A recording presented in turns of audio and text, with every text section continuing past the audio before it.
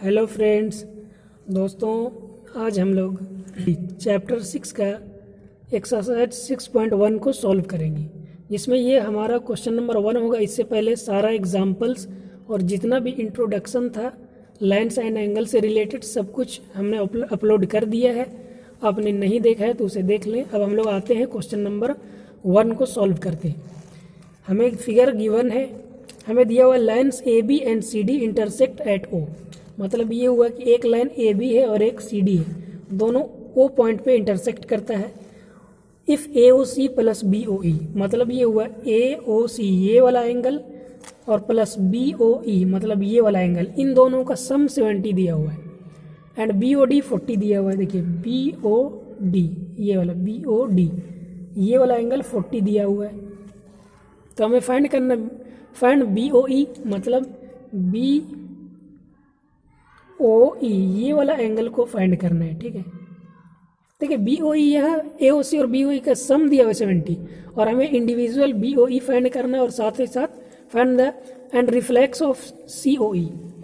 पहले तो हमें सी ओ ई इस एंगल का रिफ्लेक्स ढूंढना है। रिफ्लेक्स का मतलब आपको क्या करना है, सी ओ ई पहले निकाल कर 360 से माइनस कर दें, वही होता है रिफ्लेक्स ऑफ सी ओ ई। तो चलिए शुरू करते हैं। सबसे पहले हम लोग गिवन में जैसे थ्योरम में लिखते उसी तरह लिख देंगे A B and C D are two lines intersect each other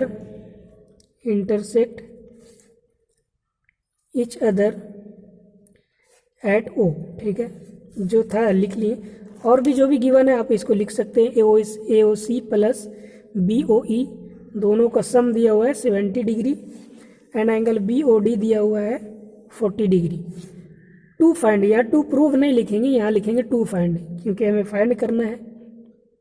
यहाँ पे पहले तो angle B O E find करना है, साथ ही साथ and reflex angle C O E. ठीक है, अब आ जाते हैं प्रूफ में। ठीक है,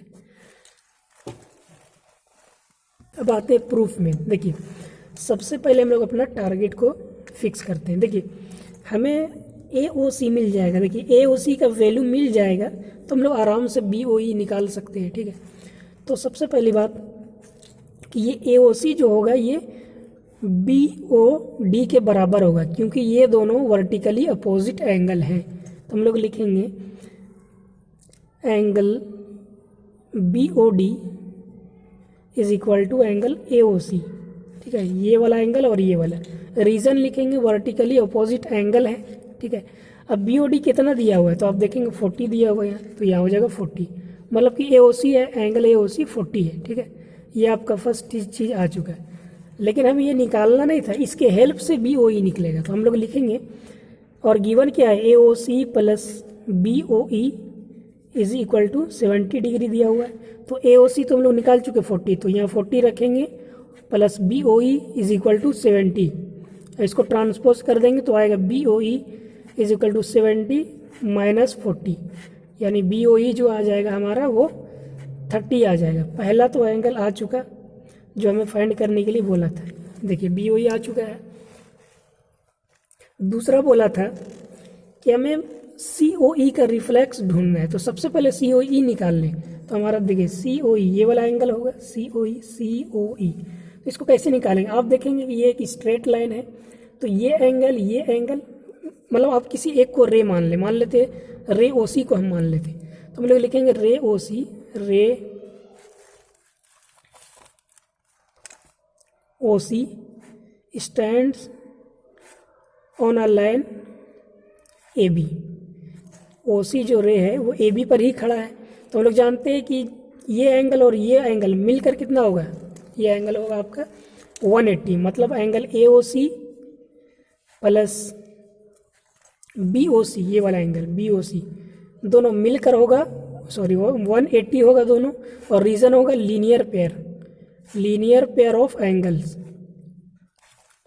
अब देखिए ए ओ सी को ए ओ सी रहने दें, और ये पूरा बी ओ सी ये पूरा एंगल को हम लोग लिख सकते हैं तोड़कर दो एंगल में, ये और ये, मतलब B O E plus C O E. ठीक है, यानी कि एंगल बी ओ ई और प्लस सी ओ ई 180। अब देखिए ए ओ सी और बी ओ ई यहाँ आपको गिवन है। अब यहाँ पे हमें दिया हुआ ए O C plus B O ई 70 था, गिवन में वैसे लिख चुके हैं ये वाला।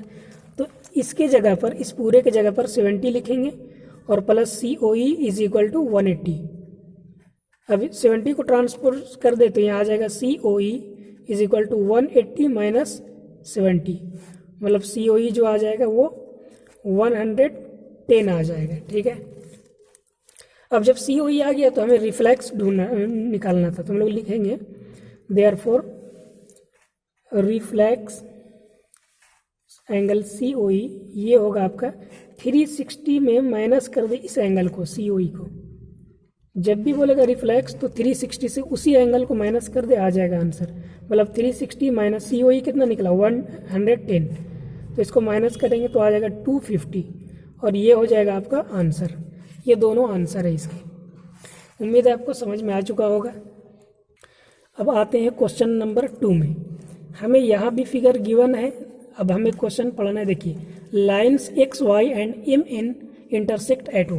देखिए, एक तो लाइन एम एन यहाँ है और एक्स वाई यहाँ है और दोनों इंटरसेक्ट कर रहा है ओ पे। ठीक है, पी ओ वाई 90 दिया हुआ है। देखिए, पी ओ वाई ये वाला आपका 90 दिया हुआ है। ठीक है, और A/B 2:3 दिया हुआ है। ठीक है, ए और बी का 2:3 दिया हुआ। फाइंड सी, सी हमें फाइंड करना है, ये वाला फाइंड करना है। तो हमें ये 90 दिया हुआ है और हमें निकालना है एंगल सी। सबसे पहले देखिए, हम लोग जानते हैं जब भी रेशियो में दिया हो तो उसको एक्स में कन्वर्ट कर लेंगे। ठीक है, तो जो भी हमको गिवन है गिवन में लिख लेते हैं इसको। गिवन है angle P O Y is equal to 90 degree दिया हुआ है एंड A/B का रेशियो दिया हुआ है 2:3। टू प्रूव, हमें प्रूव करना है, सॉरी टू फाइंड, हमें फाइंड सी, सी को फाइंड करना है। प्रूफ देखिए, यहाँ पे हम लोग क्या करेंगे, सबसे पहले देखेंगे OP एक रे है। Ray OP stands on a line X Y line पे है। तो आप जानते हैं जब ये रे है तो ये पूरा एंगल और ये पूरा एंगल 180 होगा। मतलब angle X O P plus X Y P, sorry Y O P, दोनों होगा 180 लीनियर पेयर से, लीनियर पेयर ऑफ एंगल। अब यहाँ पे देखिए एक्स वाई पी, पहले इसको लिखेंगे X O P Y O P. देखिए ये वाला 90 गिवन है तो ये 90 हो जाएगा इज इक्वल टू 180। इसको ट्रांसपोज करेंगे तो angle X O P is equal to 180 minus 90, मतलब 90 आ जाएगा। ठीक है, यानी एक्स ओ पी 90 आया। अब एक्स ओ पी जो है दो एंगल में डिस्ट्रीब्यूटेड है, यानी एंगल ए और बी में। और ए को हम लोग क्या मानेंगे, एंगल ए दिया हुआ है 2x और बी दिया हुआ है बी के जगह में 3x, तो यहाँ 3x मान लेंगे। हम लोग यहाँ पे लिख देंगे let a is equal to 2x and b is equal to 3x। तो x, अब यहाँ पे इसके हिसाब से देखिए एक्स ओ पी ये दोनों मिलकर कितना है, एंगल b और प्लस एंगल a। मतलब इसको हम लोग अगर आगे फर्दर बढ़ाएंगे तो ये हो जाएगा a plus B is equal to 90 होगा। ठीक है, a का वैल्यू है 2x और b है 3x, दोनों मिलके 90 हो जाएगा। दोनों को ऐड करेंगे तो आ जाएगा 5x इज इक्वल टू 90, यानी x is equal to divide कर देंगे। ठीक है, दोनों साइड 5 से डिवाइड करेंगे तो 5 1 जा 5, 5 1 जा 5, 5 4 जा 5 8 जा 40, यानी कि x is equal to 80 degree आएगा। और जब x आया तो हम आराम से a और b निकाल सकते हैं, यानी कि a हो जाएगा 2x था, मतलब 2 इंटू एक्स के जगह में 80 लिखेंगे तो ये आ जाएगा 36। उसी तरह b निकालना है तो ये 3x था तो 3 इंटू 18 ये आ जाएगा 54। ठीक है, b आ गया 54। अब ध्यान से देखें MN एक लाइन है और इस पर ये एक रे है, ध्यान से देखें OX एक रे है, तो हम लोग लिखेंगे रे OX stands on a line MN। ठीक है, तो ये वाला एंगल यानी एंगल B, ठीक है, तो यानी कि एंगल B मतलब B प्लस C, ये वाला एंगल दोनों मिलकर कितना होगा 180 होगा। अब एंगल B निकाल चुके पहले ही 54, तो बचा C ही निकलेगा। अब हम लोग क्या करेंगे, इसको ट्रांसपोज करेंगे तो 180 माइनस 54, तो ये आ जाएगा C इज इक्वल टू 126 आ जाएगा, ये इसको सब्ट्रैक्ट करेंगे तो C इज इक्वल टू 126 और यही आंसर है। तो सिंपल सा क्वेश्चन था, बस लीनियर पेयर इसमें लगाना था और सॉल्व हो चुका है। अब हम लोग एक्सरसाइज 6.1 क्लास 9th का जो चैप्टर 6.1 का क्वेश्चन नंबर 3 सॉल्व करेंगे।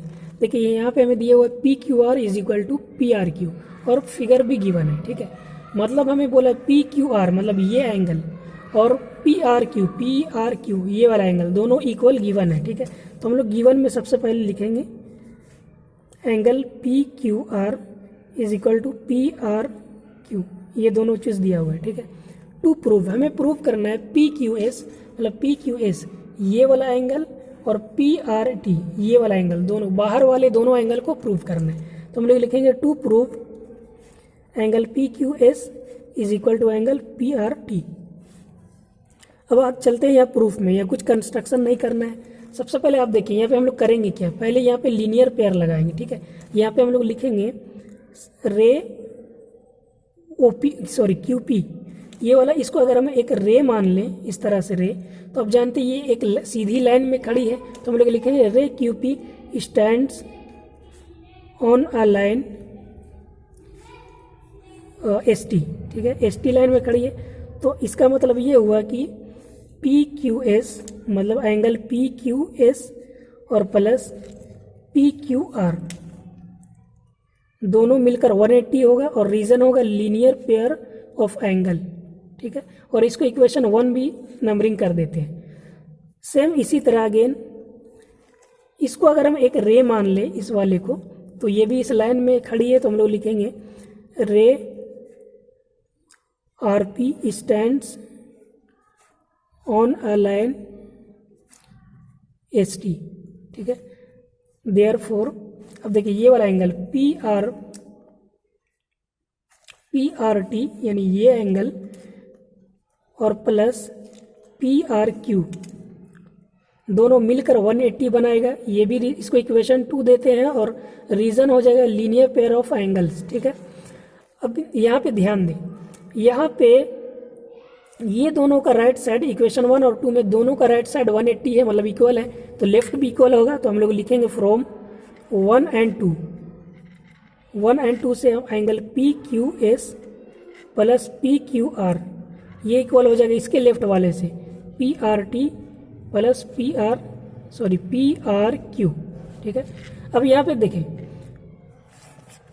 अब हम लोग PQS को PQS लिखेंगे और PQR मतलब PQR की जगह में PRQ लिख सकते हैं क्योंकि दोनों इक्वल है, PRQ ही लिख देंगे और PRT को PRT रहने दें और PRQ को PRQ ही रहने दें। और यहाँ रीज़न दे दें कि ये वाला एंगल इसके इक्वल था पहले, यानी कि angle PQR is equal to angle PRQ already था, ये गिवन था, ठीक है। तो यहाँ से देखिए PRQ ये दोनों कट जाएगा तो बचा क्या, PQS is equal to PRT और हमें यही प्रूव करना था दोनों, हेंस प्रूव्ड। आप चाहे तो देख लें, यही प्रूव करना था PQS is equal to PRT। तो उम्मीद है आपको समझ में आ चुका होगा, बस लीनियर पेयर लगाना था और कुछ भी नहीं करना था। तो वीडियो अगर आपको अच्छा लगे तो ज़रूर लाइक करें और चैनल को सब्सक्राइब करना ना भूलें। Thanks for watching.